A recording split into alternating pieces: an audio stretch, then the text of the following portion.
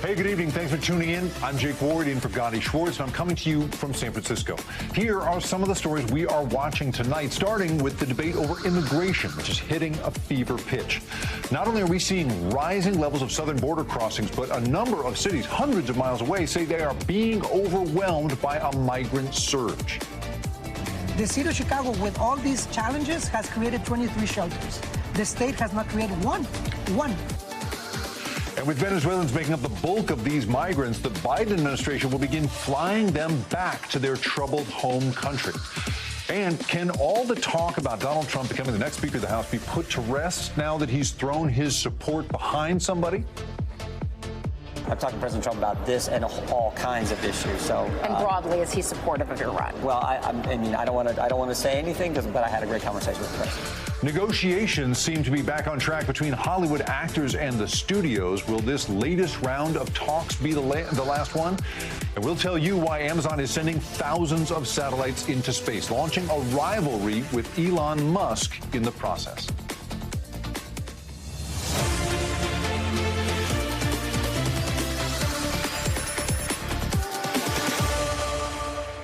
We begin tonight with the latest developments on the immigration front. The Biden administration facing backlash for its decision to allow construction of about 20 miles of new border barriers in Texas, with many calling this a major policy reversal. DHS and the White House maintaining that their hands are tied because this is how Congress appropriated those funds to be spent. We tried to ask the Congress to consider changing the law to reappropriate, say, don't use it for other purposes. Give me more border agents.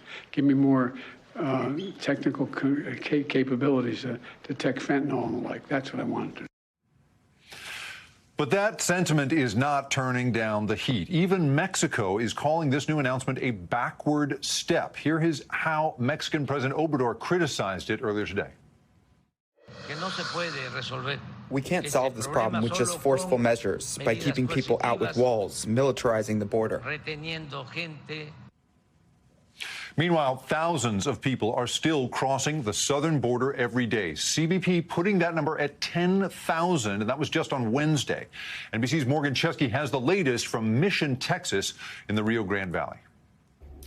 Yeah, Jake, nearly 24 hours after this stunning announcement from the Biden administration, we are getting mixed reviews here in South Texas regarding the placement of this 20 miles or so of border wall that would be going into Starr County, not too far away from where we are right now. Now, I did have a chance to speak to the county judge in Starr County, Eloy Vera, who tells me that he didn't even know this wall was coming to their neck of the woods until 2 weeks ago when he received a letter from the Department of Homeland Security announcing that there would be sections of several miles or so that would be placed around the northern border of Starr County in Mexico.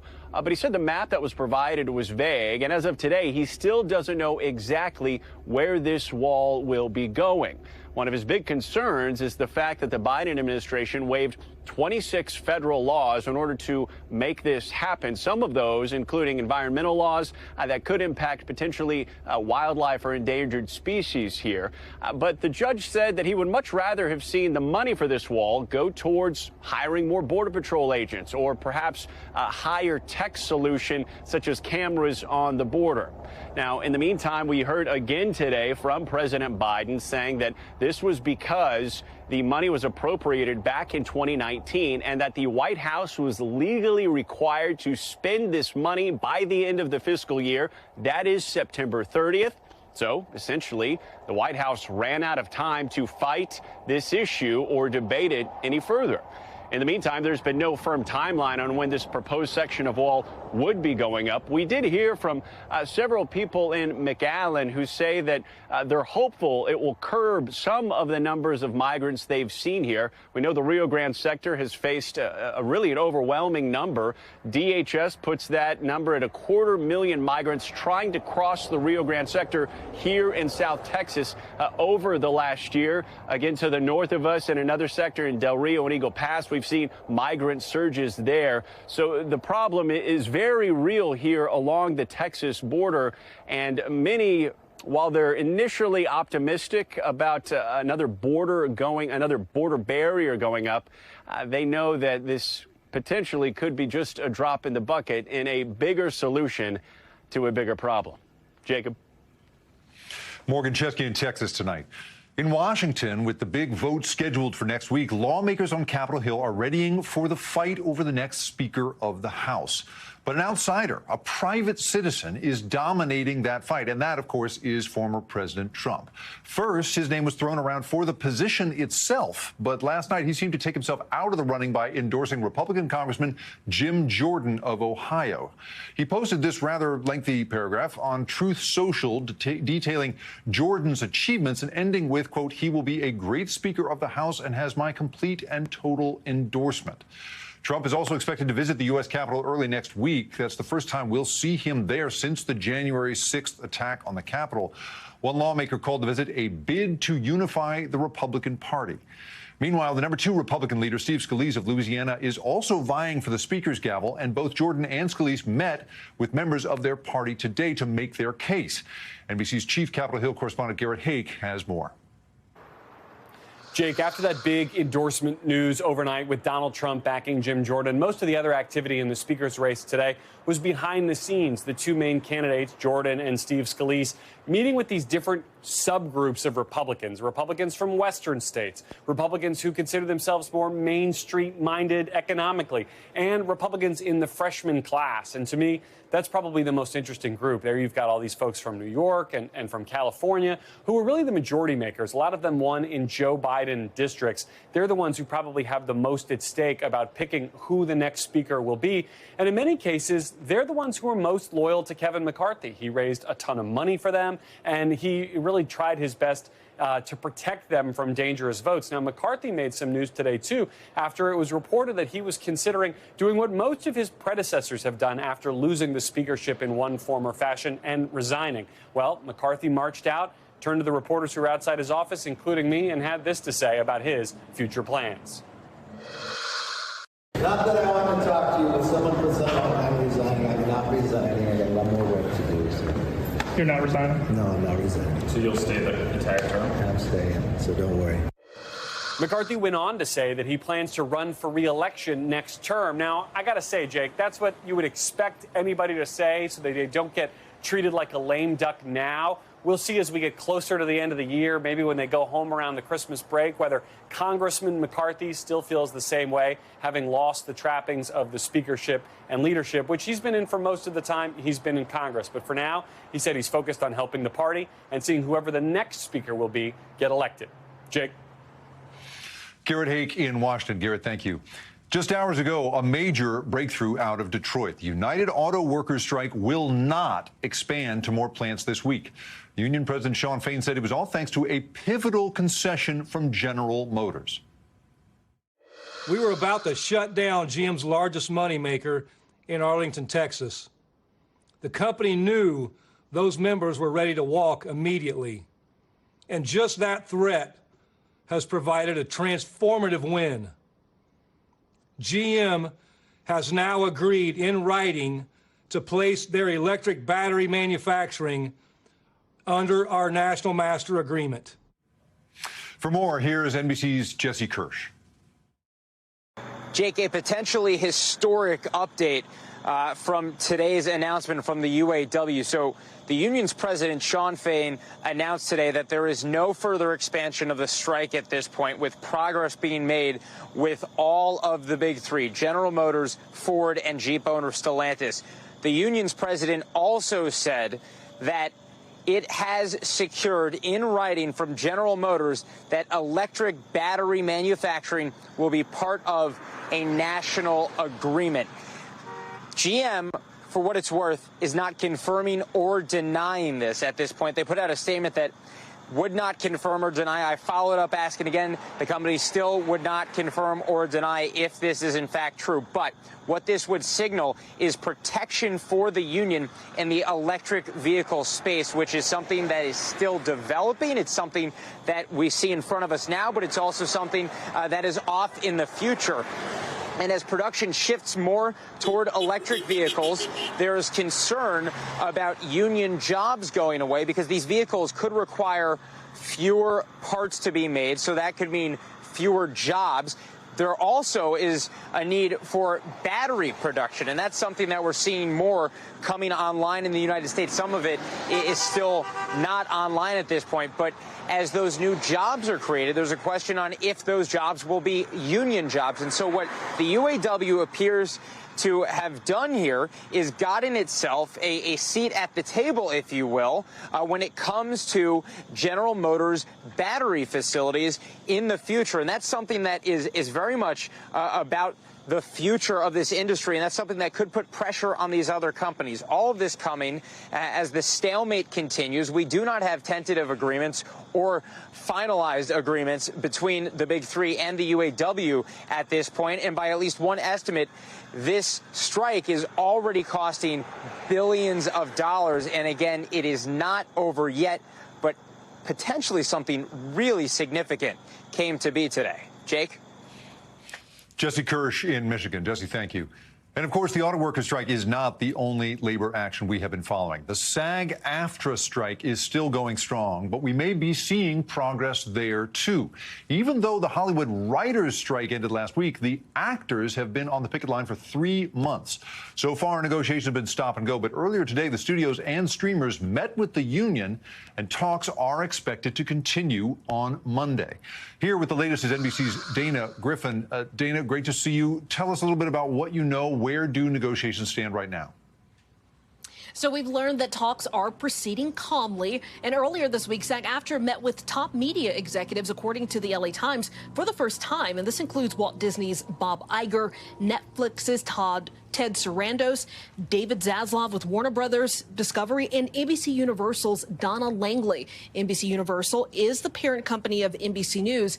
It is after 5 o'clock right now, and at this hour, they have not reached a deal, so they'll likely be back at the negotiating table on Monday. Jake? And obviously, Dana, you know, the money just keeps going out the door. The new jobs report out today had some info about how the strike has affected the entertainment industry. What is the damage? So according to the Bureau of Labor Statistics, the film and TV sector lost 7,000 jobs in September. And since May, when the writers went on strike, followed by the actors in July, employment in the sector has declined by 45,000. It's been a huge loss to the industry, but many writers and actors say it's a sacrifice they were willing to make to secure a better deal. Jake? And Dana, you know, as far as the writers go, union members are expected to officially approve a new contract on Monday. You have to assume that SAG-AFTRA is trying to take some lessons from what happened there. Remind us, if you can, what did they win and what happens next there?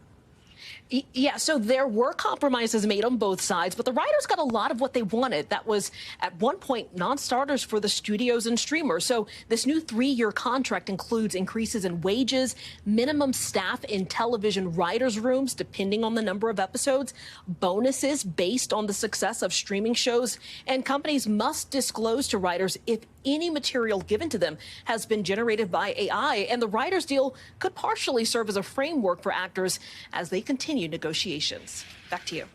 It'll be so curious to see whether the SAG-AFTRA strikers get anything like what the writers did. Dana Griffin in Los Angeles. Dana, thank you so much.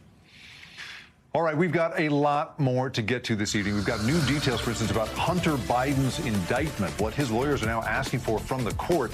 Plus, later this hour, funeral homes, they work hard to fight a dark reputation, which makes what police discovered in Colorado all the more unsettling. That is all ahead. Please stay tuned.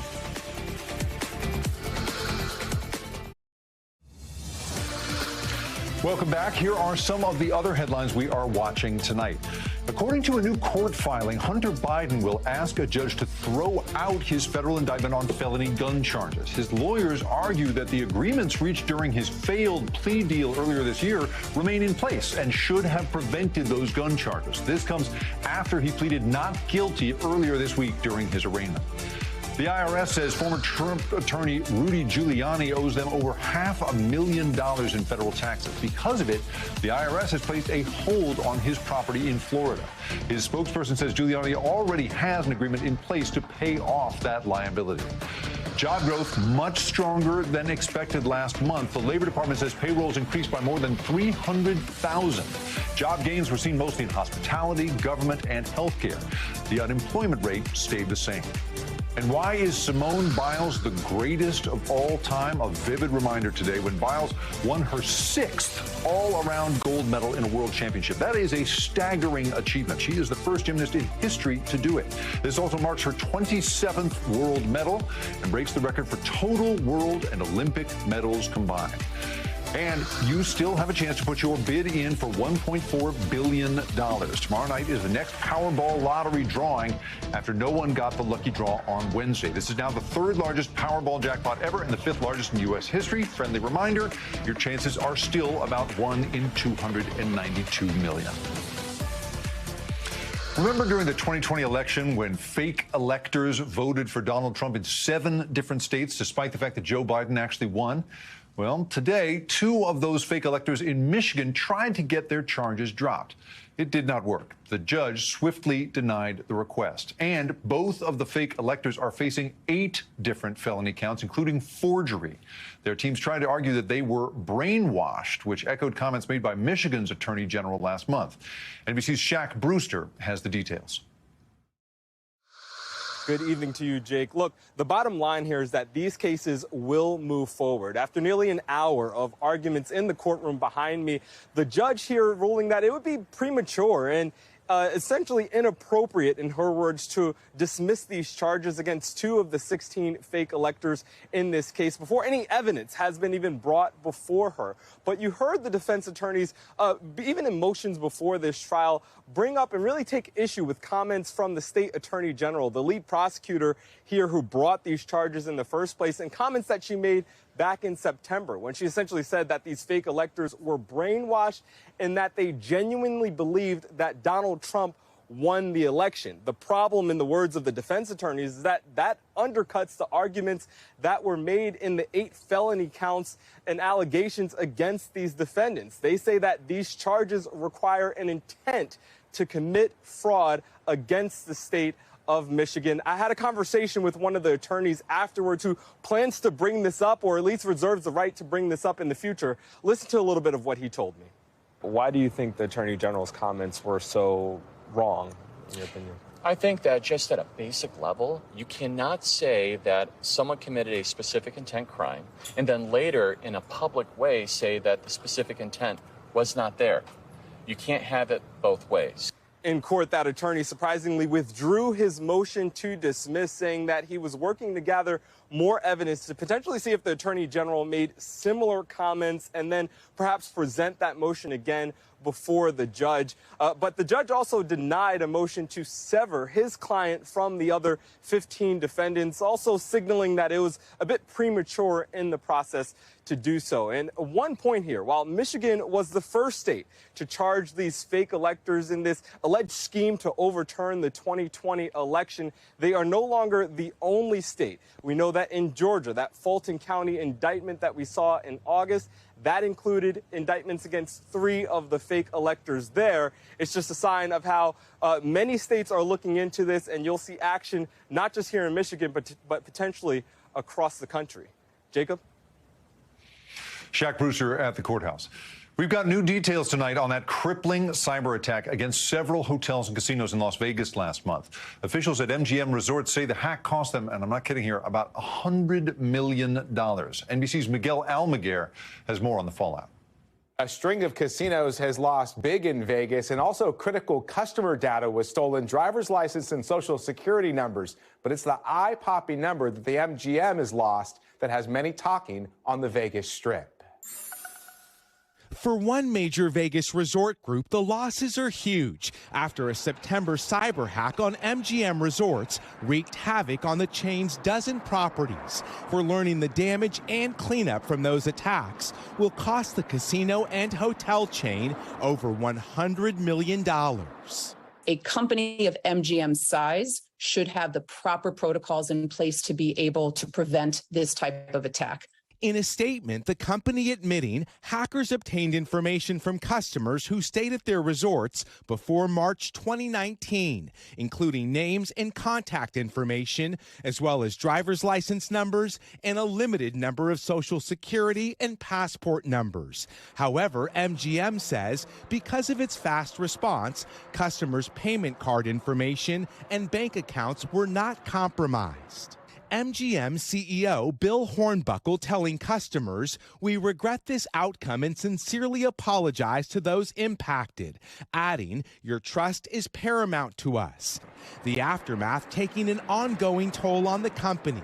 Occupancy was down 5% in September from the same time last year, but MGM hopes bookings will return to normal by next month. If it starts to feel the impact because people are concerned about the security of their data, then that starts to make security a differentiator. Meanwhile, popular cleaning brand Clorox warning a recent cyber attack is hurting its sales and production too. The company's profits taking a massive hit last quarter. We see it happen across sector, not because they're looking to cross sectors, but because they're looking for where they can actually create an attack and expose vulnerabilities. Both Clorox and MGM have not released details on how hackers were able to bypass their security systems. Back to you. Miguel Almaguer reporting. Miguel, thank you. Coming up, we just got body cam footage of the moment a suspect was arrested in Tupac Shakur's murder. We'll show you that next. But first, you got to see this. Everyone needs a relaxing day every once in a while, right? And no one relaxes like a bear. This black bear decided to just, hang out on a boat in Naples, Florida. Soaking up some rays, he just kept walking back and forth on the boat, possibly looking for food and, just generally living the good life, taking in the sights. We will be right back.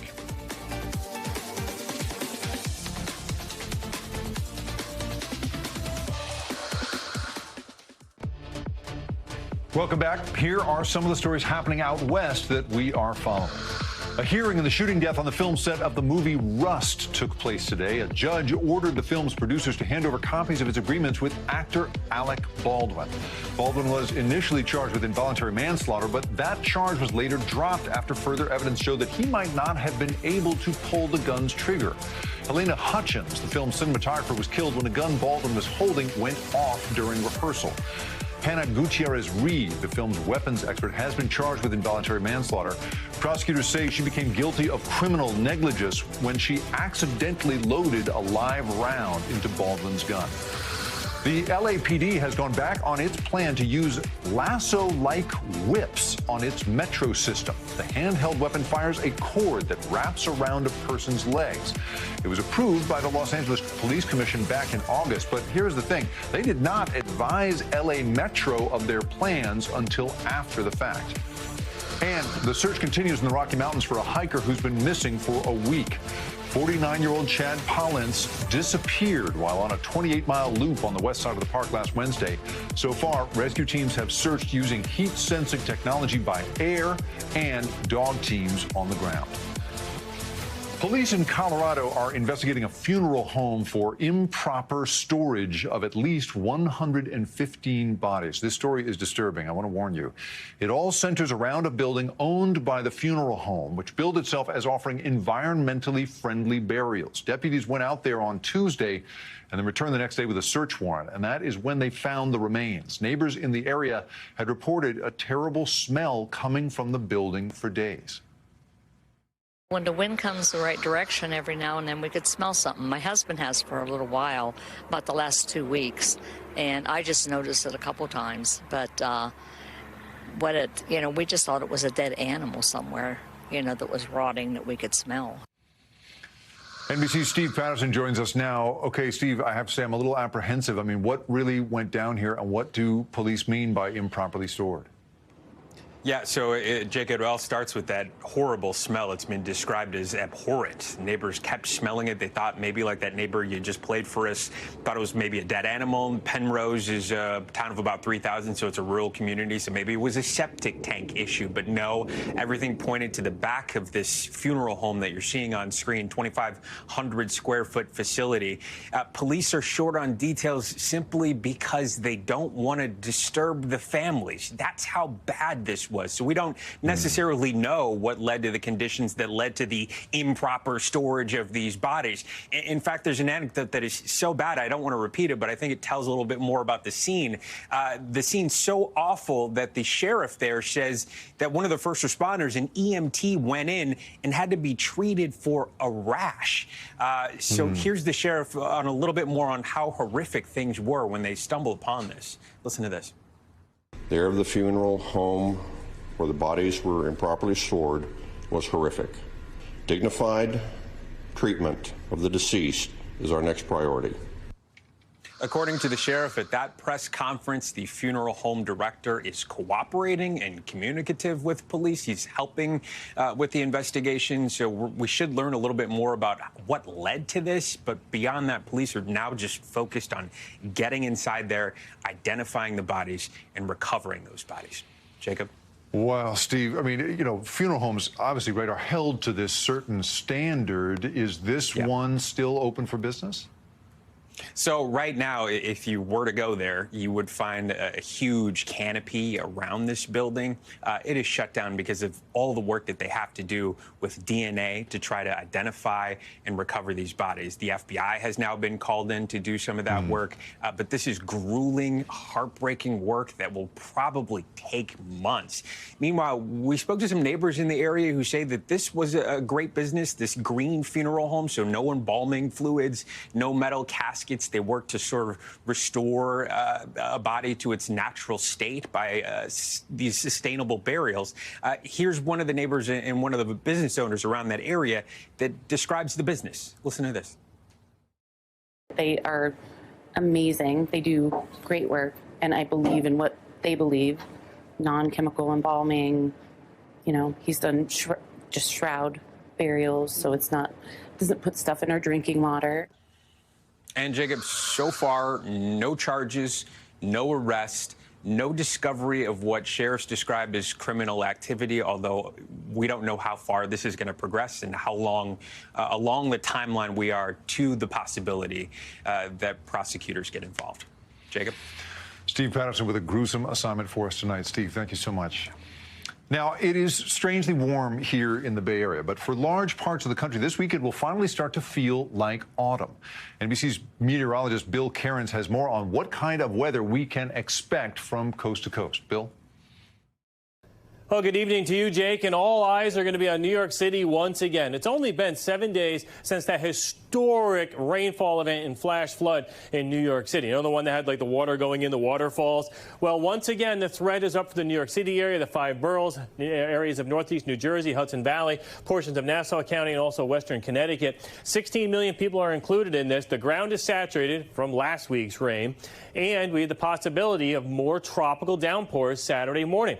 And here's the rainfall forecast for the area. The thing to notice is it's going to be a narrow band that's going to run from the south to the north. Where that band of heavy rain sets up has the potential to get up to 4 inches. And you can notice on this computer model, it has it over Queens, heading up into Westchester County here, and then right along the Connecticut-New York border. And there's anywhere between 2 to 3 inches. But again, this could be over New York City towards Central Park or even New Jersey. We don't know where that's going to set up. That'll happen early tomorrow morning. And it's all because of what was Philippe. That has now combined with this ocean storm, and you can see it clearly here. A lot of moisture with this, and this is going to run into this cold front, and these are going to intersect with each other tomorrow morning, and then it will spread through the rest of New England during the day. So here's kind of the timing on it. There's the Saturday morning heavy rain. Cold front comes through New York City by Saturday afternoon. Things begin to improve. So that's the risk area for the tri-state area. Then by the 6 p.m. to 8 p.m. to 9 p.m., heavy rain shifting all through Vermont, New Hampshire, Maine, Massachusetts, the Boston area. Then during the overnight hours, it's going to be into northern Maine. Sunday is dramatically improved. It's not going to be dry. It's still going to be kind of cloudy in many areas with some showers, especially near western New York. But at least the areas that get the heavy rain on Saturday, you'll be better on Sunday, especially for all your fall activities. So rainfall totals isolated. 1 or 2 spots could get up to 4 to 5 inches of rain. We're highlighting areas of the northern Adirondacks here, also where we get that tropical moisture plume here from Bangor, Bar Harbor, down to down East Maine. But everywhere in yellow is 1 to 2 inches, so that's a good chunk of all of northern New England. The winds, I'm not concerned with power outages with this event, only maybe gusts up to 40 miles per hour down East Maine. The winds are not going to be the concern. It's the rainfall. And then we go from like tropical concerns to like the opposite. Talking about almost winter-like conditions, freeze warnings from Nebraska to the Dakotas, portions of Kansas. Tomorrow morning in the 20s, and they'll be breezy, so the wind chill will be even worse in some of these areas. And here's the fall foliage report. So you got windy, cold conditions. These leaves are going to be blowing around. We're near peak right now. Northern Minnesota, much of Wisconsin, northern Adirondacks. What a bummer. We're going to lose a lot of money in northern portions of New England with that heavy rain. But the golden aspen leaves are looking perfect in the Rockies, too, and the leaves are near peak. So this is like one of the best weekends possible to get out there for your peak colors in many areas of the West. So your weekend forecast looks like this. There's that heavy rain in the Northeast. Rest of the country looks really good on Saturday. And by the time we get to Sunday, just some lingering showers, kind of breezy conditions. I know we got the Chicago Marathon going on Sunday. No complaints from everyone, except the Northeast, that is. Hopefully we'll get through tomorrow morning, Jake, just fine. Bill Cairns with everything from a tropical warning to a freeze warning. Bill Cairns, always a pleasure. Thank you. Body cam footage just released shows the arrest of the man charged with killing Tupac Shakur back in 1996. Dwayne Keith Davis was arrested last week in his Las Vegas neighborhood. Now, here's one of the interesting things about the body cam video. It shows just how calm Davis seems to have been during the arrest. At one point, he even asked for some water, which police gave him. Take a listen to what Davis had to say in the back of the squad car after his arrest. So why y'all didn't bring the media? So what they got you for, man? Biggest case in Las Vegas history. The biggest case in Las Vegas history. Liz Kreutz is following this for us. Liz, great to see you. Thanks for being here. This, I mean, I have to say, it sounds like someone who was expecting to be arrested. What's the impression that investigators are giving you? Yeah, I mean, Jake, it really does seem that way. And it's not actually a surprise that he was very well aware that authorities were investigating him because, after all, police did search his home over the summer. And, Jake, this is somebody who has actually been publicly speaking about his involvement in this case for many years now. This goes back to 2009. Back then, he spoke to an LAPD detective under what was essentially called a proffer agreement, which basically gave him immunity to speak so long as he told the truth. But he then just sort of let his guard down, got a little relaxed over the years. Maybe he liked the attention, and he started doing interviews and writing about his involvement in his own his memoir, his involvement with this trial. And so those comments were not part of this immunity, and that's what prosecutors have been able to use to build this case. Literally, Davis's own words have been used to make this indictment. Jake. And Liz, I mean, obviously, speaking out as publicly and as freely as he has seems to be in a great deal of trouble. What is next for Davis? Okay, yeah. So he did appear in court this week. He did not enter a plea. We expect to see him in court later this month for a more formal arraignment. Right now, he is being held in jail in Clark County in Vegas without bail. He is the only person still alive who is believed to have been in the getaway car, so we don't expect anyone else to be arrested. I think this could be a long case, Jake, and I think both sides are really going to go back to what of his public comments are allowed to be used. What does he have immunity? When does he not have immunity? I think that's going to be a really big sticking point for both sides. So we'll see what happens and if this goes to trial and to a jury, Jake. Liz Kreutz for us in Los Angeles. Liz, thank you so much. Police in Philadelphia are looking for a suspect in the murder of Josh Kruger, a local journalist. They now have an arrest warrant for the person possibly linked to the killing. NBC's Ann Thompson has the details. Tonight, Philadelphia police are looking for this man, 19-year-old Robert Edmund Davis, wanted for the murder of journalist Josh Kruger. The 39-year-old Kruger was shot 7 times inside his home early Monday. Police say the two men knew each other. We believe that Mr. Kruger was trying to help Mr. Davis, and they were acquaintances. He was just trying to help him just get through life. Kruger's friend Kendall Stevens shaken by the blood on his front steps. We're not going to let this slide. We're going to find out who did this to him. He was killed in cold blood. Among the evidence authorities say, Davis caught on camera in the area of Kruger's home. We have video of the incident prior to the murder. But police declined to specify what that is. In columns published in a variety of Philadelphia outlets, Kruger wrote passionately about homelessness, addiction, and LGBTQ issues, all issues he lived. I have two big stories out right now. One is Along with his writing, Kruger also served as a City of Philadelphia spokesperson for 5 years. Last night, Kruger's colleagues and loved ones mourned him at a memorial service. I could not believe it. After everything, to be taken so cruelly. Friends left trying to finish Kruger's story. A life ended too soon. Ann Thompson, NBC News.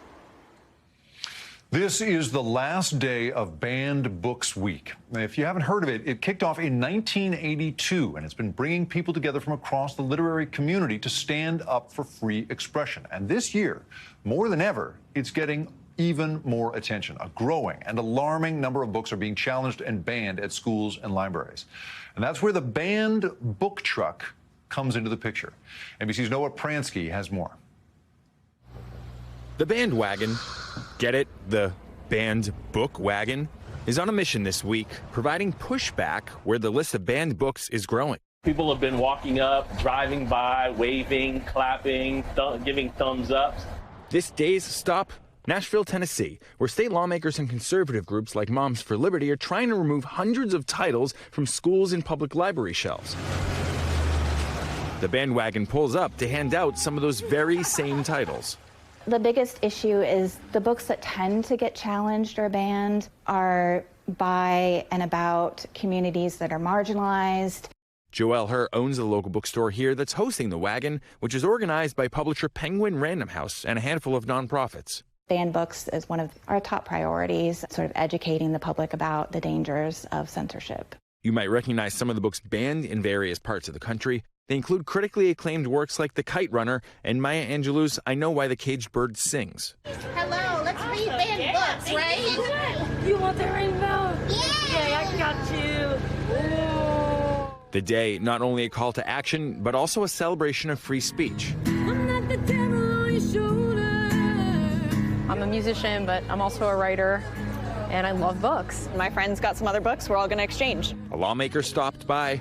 We're banning books, but we're not banning things like assault weapons, which are actually a danger to our youth. And even a pastor. When we restrict people's options, we're living out of fear and not faith. Not pictured on this day, the lawmakers and groups behind the push to ban certain books. They say many of the titles in question push sexual or mature content. There's been books that's been put in our libraries that are obscene in nature and certainly not age appropriate for our children. Moms for Liberty telling NBC News, clearly if these books are being purchased and offered from this wagon, then they are not banned. If books are too inappropriate to be shown on national television, then they should not be offered to children in their government-funded public schools. The American Library Association has tracked a rapid rise in book bans the last few years, with a record 1,200 attempts logged in 2022. And this year's on pace to set another record. Here in Nashville, with another day's work in the books, the bandwagon hits the road en route to the next hot spot in a culture war that seems to have many more chapters to come. When we come back, an American was arrested for allegedly smashing statues in a museum in Israel. Plus, bears were captured after somehow getting into a factory in Japan. We'll take you around the world next.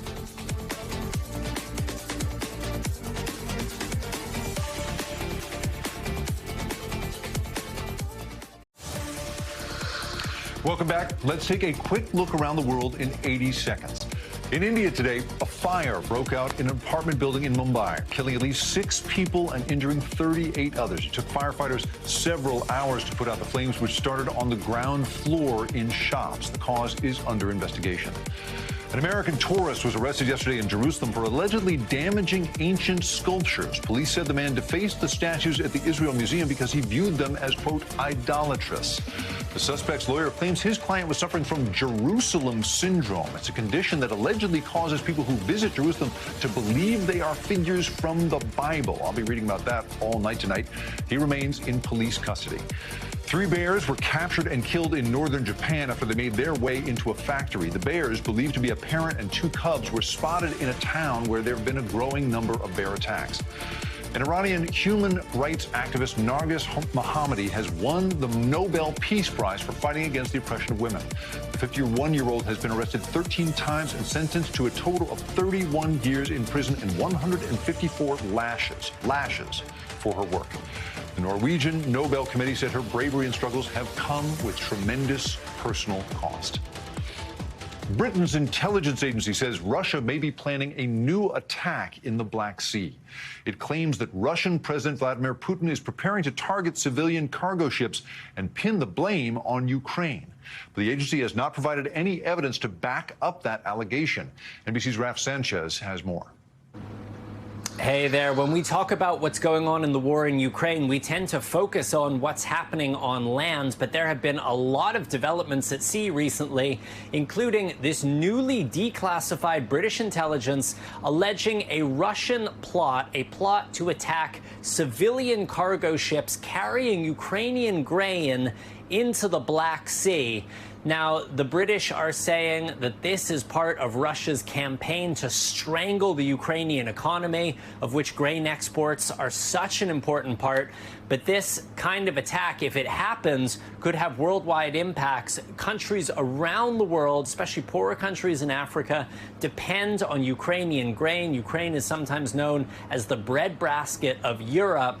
Food prices have spiked already since the beginning of this conflict, and if an attack like this was to go ahead, it would cause prices to spike even further. The British are saying that the Russians do not care, that they are prepared to carry out an attack using naval mines, and that they would try to deflect from their responsibility by blaming any explosion on the Ukrainians themselves. Now, the Russian Ministry of Defense has not responded to these allegations from the British, but it comes as Vladimir Putin is offering a new and pretty extraordinary theory as to what happened to the Wagner mercenary boss Evgeny Prigozhin and his top lieutenants when their private plane exploded last month. Putin, at the end of a marathon conference in Russia, saying he believes it's possible that Prigozhin and his deputies were taking drugs, were drinking alcohol, and may have been playing with hand grenades, which caused this plane to explode. That is not the working theory of the United States intelligence community. They say it appears that the Kremlin planted some kind of explosive on this plane in response, in revenge, for Prigozhin's failed mutiny against the Kremlin back in June. But this is the theory that the Russian president is putting out, a pretty wild one. Back to you. Raf Sanchez for us tonight. Raf, thank you. Before we go, it is time for the future of everything. And Amazon is in the business of pretty much everything. Now they are adding satellites to that mix. We'll explain when we come back.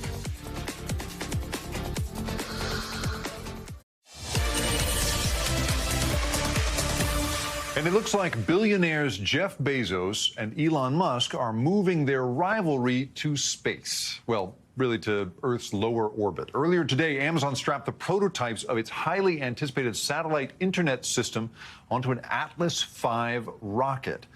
We have ignition and liftoff of the United Launch Alliance Atlas V rocket, carrying the proto-flight mission for Amazon's Project Kuiper. That launch is the first step in a plan to send over 3,200 satellites to Earth's lower orbit in the hopes of making high-speed internet available all over the world. Joining us now to talk us through it is Dr. Kathleen Savick-Ford. She's professor of astronomy at the City University of New York, and she's a research associate in the Department of Astrophysics at the American Museum of Natural History. She's also been part of really amazing research from the James Webb Telescope and knows this stuff really well. Dr. Savick-Ford, as someone who observes space for a living, what is it like to look out at space through a thickening layer of satellites that we're putting up there? I mean, are we at the point where it's interfering with your work? Well, actually, it is. We're really to the point where astronomers are having to sacrifice observations, sometimes very expensive observations, mostly from the ground, but even some from space. The Hubble Space Telescope is also in low Earth orbit, and it's a little bit lower than a number of these satellites. And so with these mega constellations, Starlink now represents more than half of the satellites that are in orbit. And so we're really looking at a lot of things that are streaking across our data and causing us difficulties. There's also issues with radio transmissions. And so this is interfering with a lot of radio telescope observations potentially. And we're trying to work with folks to get the brightness of these satellites and their basically they're bleeding out of their radio frequency interference to be more limited so that we can still do our observations effectively. But it's definitely becoming a real problem. Well, and this problem, it seems, is only going to get worse, right? Amazon wants to launch over 3,000 satellites. Starlink has launched more than 4,000 of its own. Is there room for all of those satellites in Earth's lower orbit? I mean, at what point do they start bonking into each other? What kind of problems could this cause? Yeah, we're actually already getting a little bit close to that point that is a little bit scary. So there was an incident in the last year where one of Starlink satellites had a near miss against the Chinese Tiangong crewed space station. So we're talking about people's actual lives that are at risk for collisions, because in low Earth orbit, you can think of it as 50 years ago, it was like a country lane with one or two cars moseying along on occasion, except that those cars are going at 17,500 miles an hour. And now you have it's rush hour and there's no lane dividers and people can be going in both directions. And so you have to be really a lot more careful. Space is really big, but low Earth orbit is actually not that big. And so we worry about collisions, and it's also the risk of a collision goes up, as you know, right? At rush hour, it's much worse that there might be a collision. And then once there's a collision, there's all of these knock-on effects. And again, in space, it's much worse because when you have a collision at high speed, a little fender bender doesn't make that much debris, but a big collision makes a lot of debris, and it's all going at 17,500 miles an hour. And so there's no way to sweep it off the street. It all stays up there to continue to interfere. So, I mean, philosophically, right, space has always sort of been the final frontier, this idea that it's this sort of, place we go to get away from all of this. This is a lot of space owned by just two people, which means it is a lot of power, too. I mean, earlier this year, right, Ukraine alleged that Elon Musk sabotaged an attack that they planned on Russia by denying them Starlink service that they were depending on. I guess I'm just asking philosophically, what is your opinion as a research scientist who looks at space for a living of having two billionaires in control of not just so many earthly communications, but also of so much orbital real estate? Right. I think that this is a public resource that we haven't really regulated well enough or taken care of in the way that we ought to. And it's really problematic. I mean, I think Elon Musk's example of basically he also has a monopoly on Starlink. So in some sense, having a competitor to billionaires is sort of better than one. But it's really... NASA for a long time was sort of the major player, and I think that SpaceX and Starlink have gotten so dominant that we're a little bit afraid to regulate them because there's so much interactions going on, and we need them for certain things. And so it's really concerning, and I think that we need to do a better job of staying on top of regulating and taking care of this actually pretty limited, space is the final frontier. Space is really big, but low Earth orbit is really not that big. And so, yeah. A new regulatory frontier in addition to being obviously such an important research frontier. Dr. Kathleen Savick-Ford of the City University of New York, thank you so much for being here. And Thanks, finally, Jake. nothing says Friday like some cute animals. Let's do that. Let's head into the weekend with a lovely 60 seconds of joy. The results are in. Earlier this summer, the Toledo Zoo expanded their family with the birth of twin Siberian tiger cubs. Well, today they officially made their debut to the public, and we get to know their names, you guys. On Today this morning, Savannah Guthrie revealed that this duo is named Ember and Ash. They are now on exhibit at the zoo after spending time with their parents, Taylor and Titan, who previously welcomed another pair of twins in 2021.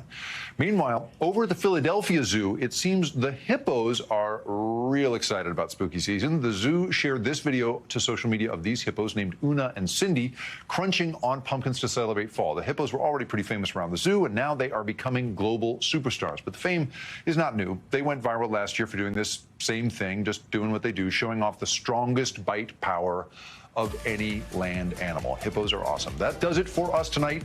I'm Jake Ward. We'll see you Monday, but until then, stay tuned now. Thanks for watching. Stay updated about breaking news and top stories on the NBC News app or follow us on social media.